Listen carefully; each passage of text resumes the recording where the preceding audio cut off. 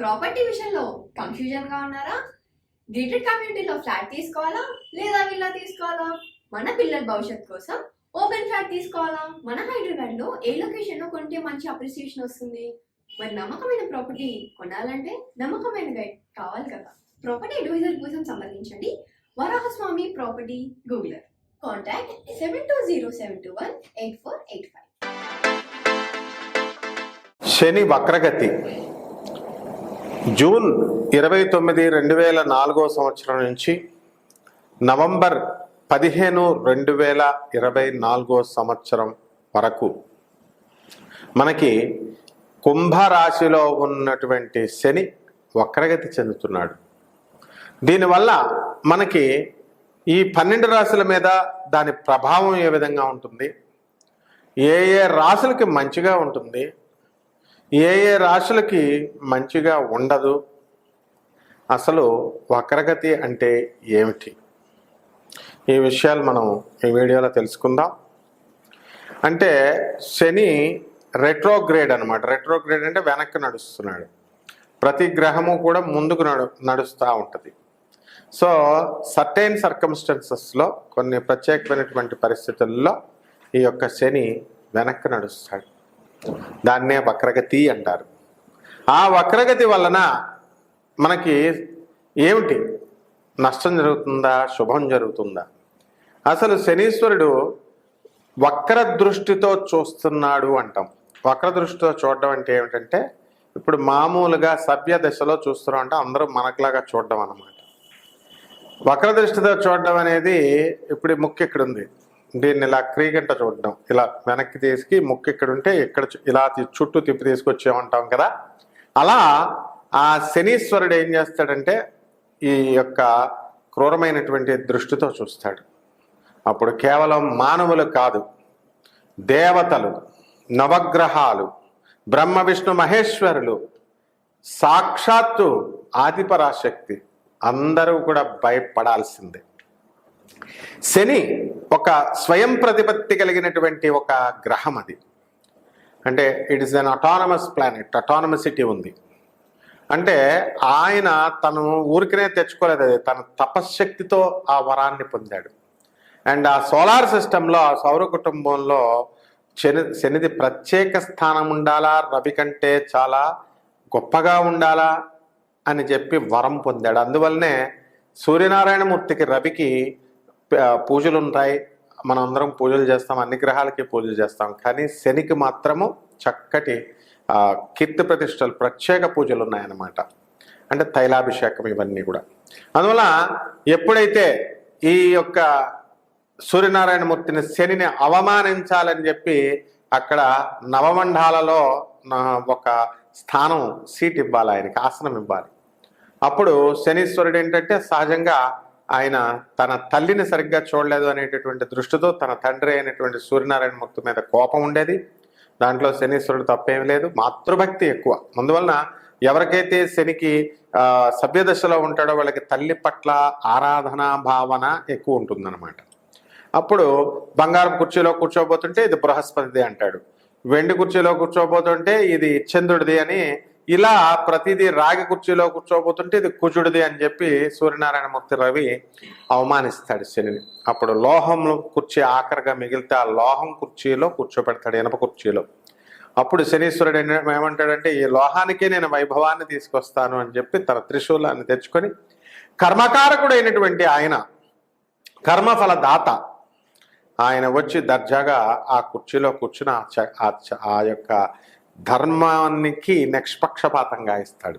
ఈ వక్ర దృష్టిలో ఉన్నప్పుడు శనీశ్వరుడు ఎటువంటి వాడినైనా సరే కొమ్ములు విరిచేస్తాడనమాట. అంటే మానవుడు చేసుకున్నటువంటి కర్మలు, తప్పుడు పనులు, మరి దానికి దుఃఖము ఫలితంగా వస్తుంది. మంచి పనులు చేస్తే మనకి మంచి ఫలితాలు వస్తాయి.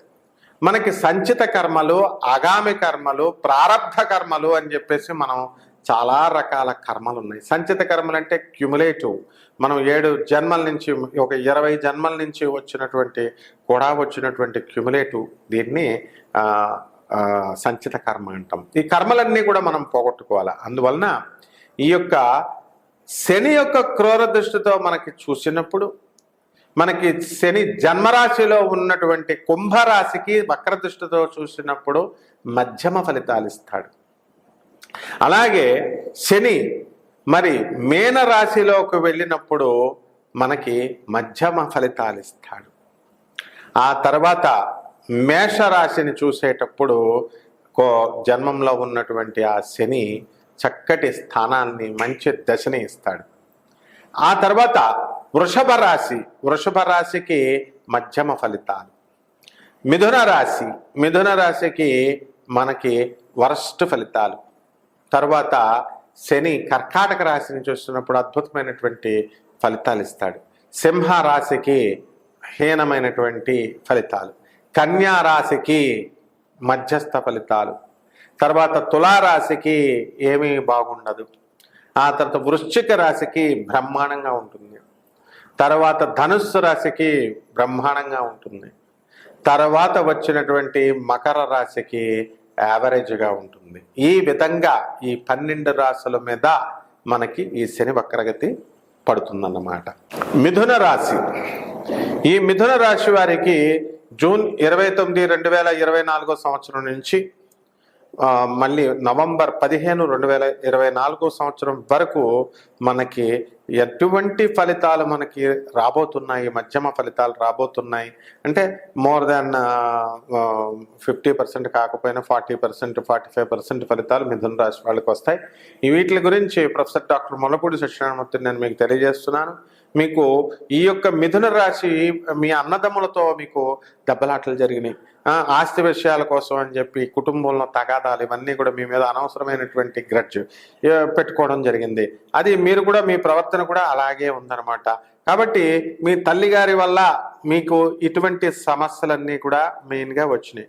అయినప్పటికీ కూడా మీరు చక్కగా పుట్టెళ్ళకి వెళ్ళి కాకాపట్టి బాగా మరి అన్నదమ్ములతో మళ్ళీ మాట్లాడుతూ మళ్ళీ వాళ్ళని లైన్లోకి తెచ్చుకోవడం అనేటటువంటిది ఈ శని వక్రదృష్టి జరిగినప్పుడు జరుగుతుందన్నమాట. ఇక ఎకనామిక్ ఫ్రంట్లో వచ్చేసరికి మీకు ఏమవుతుందండి, ఈ ఉద్యోగాలు, వృత్తి ఎలా ఉంటుందండి అని. వృత్తి అఖండంగా వెలిగిపోతుంది. అయితే ప్రజాకర్షణ అనేటటువంటిది 5% తగ్గిపోయిందనమాట. మరి మిథున రాశి వాళ్ళు ఎంతవరకు కూడా ఏకఛత్రాధిపత్యాన్ని అలాగా పరిపాలించారు. ఇప్పుడు పని ఒత్తిడి ఎక్కువగా ఉంటుంది. ఆ పని ఒత్తిడిని మీరు తట్టుకొని సమర్థవంతంగా చేయాలని ప్రయత్నిస్తారు, చేసి తీరుతారు కూడా. కాకపోతే మీరు చేసినటువంటి ఆ యొక్క పని యొక్క ప్రతిభ అవతల వాళ్ళకి వెళ్ళడం అనేటటువంటిది జరుగుతుంది. కాబట్టి విద్యార్థులు చాలా ఎక్కువగా కష్టపడి చదవాలి. లేకపోయినట్లయితే ఫెయిల్ అయిపోవడమే కాకుండా మీరు కాపీలు కొట్టడం ఇలాంటి పనులు కనుక చేస్తే అయిపోవడానికి కూడా అవకాశాలు ఉన్నాయి. ఇక మిథున రాశి వాళ్ళు చాలా జాగ్రత్తగా ఉండాలా. మీరు కంపల్సరీ కోర్టు కేసుల్లోనూ పోలీస్ కేసుల్లోనూ ఇరుక్కుపోవడానికి అవకాశాలు ఉన్నాయి. వ్యయ గురుడు తప్పకుండా ఇరికించేస్తాడు. కాబట్టి ఇతరులతో మీరు ఉన్నప్పుడు చాలా జాగ్రత్తగా వ్యవహారం చేసుకోవాలా. ఇక భార్యాభర్తల మధ్య ఉన్నటువంటి అనుబంధం మరి అంతా కూడా యావరేజ్గా ఉంటుంది. వాదోపవాదాలు చేసుకోకండి. చిన్న చిన్న విషయాల కోసం పిల్లల గురించి ఎక్కువగా ఆలోచిస్తూ ఉంటారు. కాశ్మీర్లు ఈ ఊర్లన్నీ కూడా తిరిగి వస్తూ ఉంటారన్నమాట. ఎక్స్కర్షన్ లాగా అర్ధాష్టమ శని. కాబట్టి ప్రతి పని కూడా అడ్డంకిగానే ఉంటుంది. ఇంతవరకు ప్రభుత్వంలో జరిగేటటువంటి పనులన్నీ కూడా స్తంభింపబడి ఉన్నాయి. మరి ఆ పనులన్నీ కూడా ఇప్పుడు కదలడం అనేటటువంటివి జరుగుతాయి అన్నమాట. అలాగే ఈ యొక్క మిథున రాశి మహిళలు ఉన్నారు. మరి వీళ్ళందరికీ కూడా చాలా మనశ్శాంతి వచ్చేసిందనమాట. ఇంతవరకు అత్తగారులతో ఆడపడుచులతో గొడవలు, వీళ్ళ పీడ ఎక్కువ ఎక్కడ విరగడైపోవాలి అని చెప్పి మీరంతా కూడా మిథున రాశి వాళ్ళంతా కూడా అనుకున్నారు. మరి అవంతా కూడా వాళ్ళందరూ కూడా మిమ్మల్ని గుర్తించడం, లేకపోతే వాళ్ళ దారిని వాళ్ళు వెళ్ళిపోవడం మీకు సంపూర్ణమైనటువంటి మనశ్శాంతిని మీకు ఇచ్చిందనమాట ఈ శని వక్రగతి. రెమెడీస్. ఈ శని వక్రగతి 2024 సంవత్సరంలో జూన్ 30వ తేదీ నుంచి నవంబర్ 15 వరకు వచ్చింది. కాబట్టి మనము ఈ 12 రాసులకి కలిపి ఏమిటి మనం చేయాల్సినటువంటి రెమెడీ ఏంటంటే, ఈ యొక్క శని జన్మంలో, తర్వాత ఏలినాటి శని జరుగుతున్నప్పుడు, అలాగే అర్ధాష్టమ శని, అష్టమ శని కంటే తీవ్రమైనటువంటి శాంతి చేసుకోవాల్సినటువంటి అవసరం ఈ శని వక్రస్థితిలో ఉన్నప్పుడు ఉంటుంది. అంటే మనకి శనికి ఏం చేయాలా, శనివారం నాడు చక్కగా ఈ శని జపం చేసుకోవాలా, శని స్తోత్రాలు చదువుకోవాలా, అలాగే నవగ్రహాల చుట్టూ ప్రదక్షిణ చేసుకోవాలా, తర్వాత తైలాభిషేకం నువ్వుల నూనెతో ఆడవాళ్ళైనా సరే పర్వాలేదు, మగవాళ్ళైనా సరే పర్లేదు, చిన్న బాటిల్ పట్టుకెళ్ళి వాళ్ళ చేతులతో శనీశ్వరుడికి ఓం శనైశ్చరాయ నమః అనే మహామంత్రంతో మనం అభిషేకం చేసుకోవాలా. తర్వాత రెండవది, శనివారం నాడు శ్రీ వెంకటేశ్వర స్వామి వారికి కానీ ఆంజనేయ స్వామి వారికి కానీ మనము మన ఇంట్లోనే మనం పూజ చేసుకోవాలా. మూడవది, మనము నవగ్రహారాధన చేసినప్పుడు ముఖ్యంగా మనం ఒక దేవాలయానికి వెళతాము, ప్రదక్షిణలు చేయాలి నవగ్రహాలకి. అలాగే ప్రదక్షిణలు చేసిన తర్వాత శనికి దానం ఇవ్వాలి. ఎలా? శనివారం నాడు కరెక్ట్గా ఉదయం 8 గంటలకి మనం ఏం చేయాలా, శనీశ్వరుడి ఇంట్లో కానీ లేకపోతే బయట ఏ దేవాలయంలో కానీ నల్లగా ఉన్నటువంటి బ్రాహ్మణుని, ఎలాగో మనం దానం ఇచ్చేటప్పుడు నల్లగా ఉన్న బ్రాహ్మణే దొరుకుతాడు అనమాట, అది శని యొక్క ఏర్పాటు. సో బ్రాహ్మణుడికి, పేద బ్రాహ్మణుడికి నల్లని వస్త్రాన్ని, ఆ తర్వాత కిలోంపావు నల్ల నువ్వుల్ని, ఈ రెండిటిని తీసుకొని ఉదయం కరెక్ట్గా 8 గంటలకు శనీశ్వర స్వామి పేరు చెప్పి ఓం శనైశ్చరాయ నమః అంటూ ఏ ఏ గ్రహాః అరిష్టస్థానగతాః తేషాం గ్రహాణాం శుభ ఏకాదశ స్థలాఫలా వ్యాప్త్యర్థం తిలదానం కరిష్యే అని చెప్పేసి బ్రాహ్మణుడికి అధిక పారితోషకాన్ని ఇచ్చి మనము శనీశ్వరుడికి దానం చేయాలి. ఈ విధంగా మనము శనికి దానం చేసిన తర్వాత జమ్మి చెట్టు ఉంటుంది, ఆ జమ్మి చెట్టు చుట్టూ ప్రదక్షిణలు చేసుకోవాలా. ప్రదక్షిణలు చేసి చక్కగా ఆ చెట్టుకి నీళ్లు పోయాలా, సేవ చేయాలా. సేవ చేయాలంటే దూరంగా అగరబత్తి వెలిగించి, దూరంగా దీపం వెలిగించి, ఆ జమ్మి చెట్టుని నమస్కారం చేసుకుంటూ ప్రదక్షిణలు చేసుకుంటూ 11 లేదా 21 ప్రదక్షిణలు చేసుకుంటూ మనం చేసినటువంటి పాపాలన్నీ కూడా క్షమించాలి, పోవాలి అని చెప్పి ఈ జమ్మి చెట్టుకి చక్కగా మనం అర్చన చేసుకుంటే ఈ యొక్క శని వక్ర దృష్టి మీద ఉన్నటువంటి ఈ యొక్క ఫలితాలన్నీ కూడా, వక్ర దృష్టితో వచ్చినటువంటి దుశ్శకునాలు కానీ, దుష్ట ప్రభావాలు కానీ, దుష్ట ఫలితాలు కానీ అవన్నీ కూడా శమించిపోతాయి. అందువలన మనము ఈ యొక్క శనికి నల్లని వస్త్రాన్ని మనము ఆ మగవాళ్ళకు కూడా కాకుండా ఆడవాళ్ళకు కూడా నల్ల చీరను దానం చేయొచ్చు. అలాగే దశమహావిద్యలలో ఒకటైనటువంటి మహాకాళి అమ్మవారు చక్కగా ఆ నల్లని వస్త్రాన్ని అక్కడ పెట్టి, పీఠం పైన పెట్టి అమ్మవారికి వేసి ఓం మహాకాళ్యై నమః క్రీం క్రీం క్రీం దక్షిణే కాళికే క్రీం క్రీం క్రీం హూం హూం హ్రీం హ్రీం దక్షిణే కాళికే హ్రీం హ్రీం హూం ఫట స్వాహ అని ఇలా రకరకాల మంత్రాలు ఉంటాయి. మీరు అవన్నీ ఏం చేయాల్సినటువంటి అవసరం లేదు. ఓం క్రీం మహాకాళ్యై నమః అనే మహామంత్రంతో మీరు కనుక చేసుకున్నా, లేదా సింపుల్గా ఓం మహాకాళ్యై నమః అనే మహామంత్రంతో మీరు చేసుకున్నా ఆ అమ్మవారికి చక్కగా జపం 108 జపం, ఒక మాల, అలా మీరు ఎంత చేయగలిగితే అంత మాలని శనివారం నాడు మీరు కనుక చేసుకున్నట్లయితే ఈ యొక్క శని యొక్క క్రూర దృష్టి నుంచి, శని యొక్క వక్ర దృష్టి నుంచి మీరు తప్పించుకోగలుగుతారు. ఆ తప్పించుకోవడం వల్ల మీకేమవుతుందండి అంటే వాహనాలు కొత్తగా కొనుక్కుంటారు, ఆ తర్వాత ఇల్లు లేనటువంటి వాళ్ళు ఇల్లు కొంటారు, స్థలాలు లేనటువంటి వాళ్ళు స్థలాలు కొంటారు.